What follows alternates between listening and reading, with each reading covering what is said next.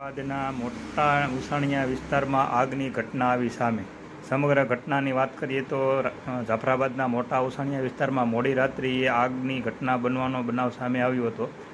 જોકે આગની ઘટના બનતાની સાથે જ L&T અને સિન્ટેક્સના ફાયર ફાઇટર પહોંચી ચૂક્યા હતા.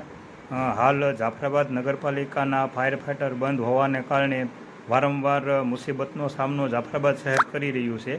ફાયર ફાઇટર બંધ હોવાને કારણે બહાર ગામથી ફાયર ફાઇટર આવે તો થોડો સમય યોજાય છે અને આગ પણ વધી જતી હોય છે.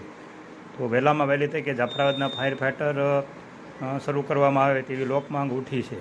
જોકે ઘટના સ્થળે જાફરાબાદના ટાઉન પીઆઈ તેમજ GEBનો સ્ટાફ પણ તાત્કાલિક ઘટના સ્થળે પહોંચી ગયો હતો.